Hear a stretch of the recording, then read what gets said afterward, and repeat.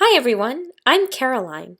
As part of our ongoing series on the Declaration of Independence, today we will look at how the statements in the Declaration of Independence ensured that the revolution would continue. That's right, they actually wanted the revolution to continue. Sounds like a terrible idea, right?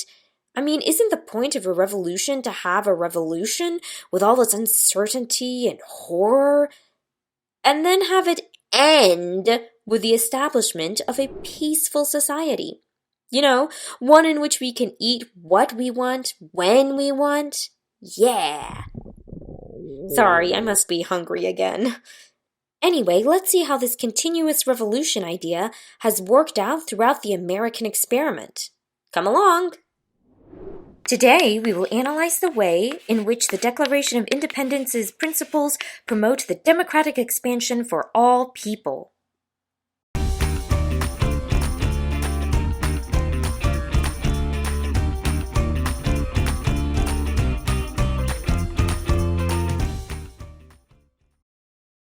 One of the most striking and important revolutions that happened since the inception of the American government was the social revolution that occurred around the issue of slavery.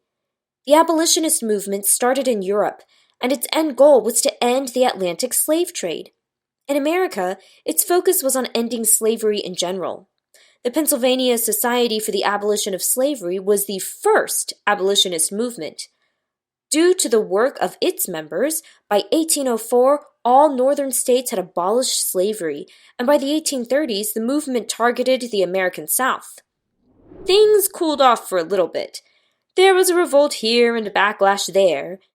Then, in 1859, John Brown, an abolitionist, aimed to inspire slave revolts throughout the South by raiding the Federal Armory at Harper's Ferry with a small army of 21 men. Although John Brown's raid was a failure, it focused the North and South around the issue of slavery. And a year later, the American Civil War would ultimately decide the issue of American slavery. And despite the end of slavery, social revolutions continued. After the Civil War, America rapidly industrialized. Industrialization ushered in an intense focus on business profit and efficiency, and in its wake, caused horrible poverty, as workers were paid starvation wages. On May 1st, 1886, thousands of workers around the nation went on strike. The strikers demanded 8-hour workdays for 10 hours worth of pay.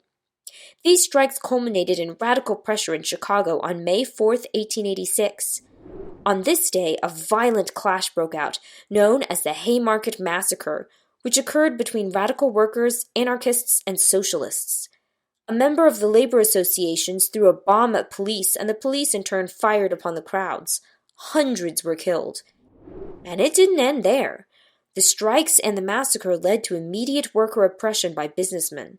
However, it did eventually lead to more middle-class reform movements that successfully championed reforms to help the labor and the poor. Eventually, many labor reforms, such as worker safety, the 8-hour workday, and child labor laws, were passed by Congress. These reforms culminated in the New Deal, a set of national policies meant to combat the Great Depression and the creation of the welfare state. Rewind. A welfare state is a state in which the government protects the economic and social well-being of its citizens by providing services meant to protect against market risks and its inequities. In real terms, this means the government created jobs, established public housing programs, and provided unemployment benefits to people, among many other programs. Remember, the Declaration created a rationale for revolution, as well as the idea of individual and collective sovereignty. Man is the measure of man, not a king, a god, or a group of elites. As the welfare state began to crumble in the face of a neoliberal restructuring of society, new political groups took up the struggle for human sovereignty. Alert! Alert! Neoliberalism refers to the privatization of public spaces, utilities, and resources, as well as the global outsourcing of manufacturing jobs and the financialization of capitalism. Another alert!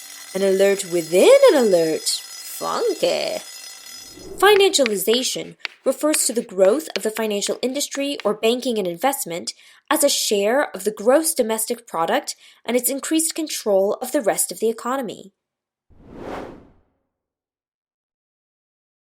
Another revolution, the Civil Rights Movement in the 1960s, gained many legal successes, yet transformation of American society failed to emerge.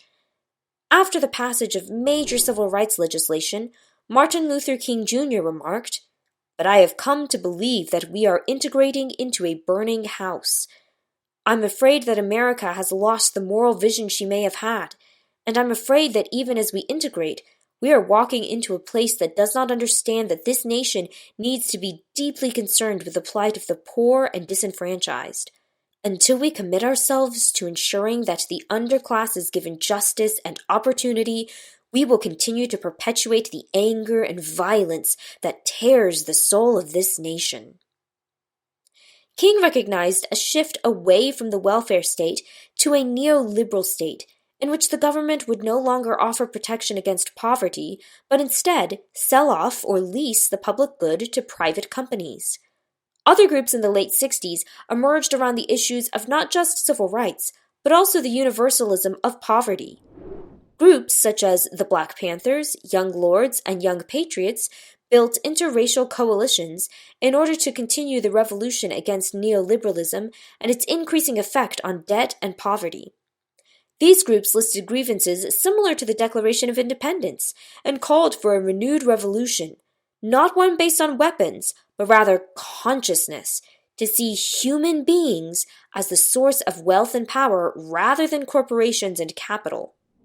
So, now we know. A continuous revolution doesn't have to mean bloodshed. It just means that as the people change, so will America's system of government. The Declaration simply allowed for these changes instead of harshly enforcing old ideas in the face of new ones. And in the end, I guess that's a pretty sweet deal. Recap! Today we learned about different individuals, movements, and political groups that based their ideas and actions on the words of the Declaration of Independence in order to change American society. In the next series, we will look at the principles contained in the United States Constitution. But that's all for us today. This is your instructor, Caroline, signing off. Have a great day, and remember, vote, debate, and participate. Hey, hey.